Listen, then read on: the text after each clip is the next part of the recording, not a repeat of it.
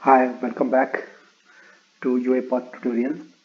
So in the previous section, we have gone through the UiPath component like ribbon. So in this video, we will go through another UiPath Studio component called project. So once you create a project, you could see the project details from the project panel over here. So whenever you create a project, the structure would be like this. It will have the dependencies.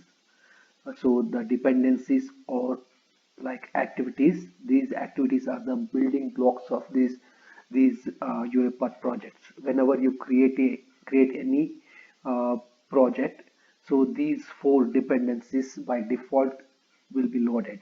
Suppose if you need any further dependencies like PDF activities packages, then you can go to manage packages over here and click on manage packages and include the dependencies from the uh, list.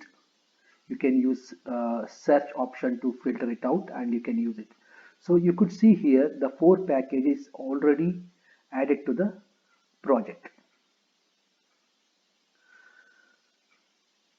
and also it will have some setting folder where you could see the settings of debug and release, and there is a main.xaml page where we can add our activities like message box, which I have added now. So you can add any number of activities over here, and also there is a product.json file. In the product.json file will contain the basic information of the project. We can see the product.json file using the file explorer. Let me go on to that. You can click on this file explorer option from the project menu template. So if you click on this one, it will open the project in the explorer. So you could see the project.json. From here you can see the project dependencies and also product.json file details. And also there are certain options you could explore like collapse all, which will collapse all the and expand all. It will expand all the dependencies on all components of the project. You can collapse all. It will hide all the components of this project, and also you can refresh. Suppose if you add any new folder, then or new file, you could see on clicking refresh from here, and also hide or show all files. So suppose if you have added any folder file or folder from the explorer, and once you click on refresh, it will show the files on the project or solution. Let me close this file explorer. Okay, and also there is a settings option.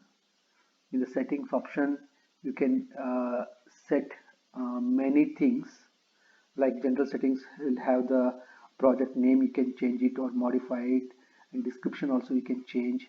And also there is a activity set workflow analyzer where you can set some of the basic guidelines for variables or any activities, so that it will validate through the application. And also there is the activity settings. Here you can modify some of the uh, properties which will be applied to the whole project. So these are some kind of options or settings available in the projects panel. And also there is an option called remove unused screenshots. So whenever you record any desktop application or web application, it will save all the screenshots for each click and each move. It will save all the, it will capture the screenshots and it will save inside the screenshot folder. uh, and suppose if that screenshots are not being used in your project, you can remove it on clicking on this remove unused screenshot, which will remove all the unused screenshots from the project. So these are all about the project component of the UiPath Studio.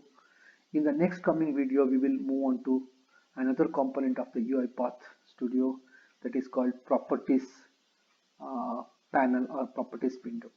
Yeah, thank you for watching this video.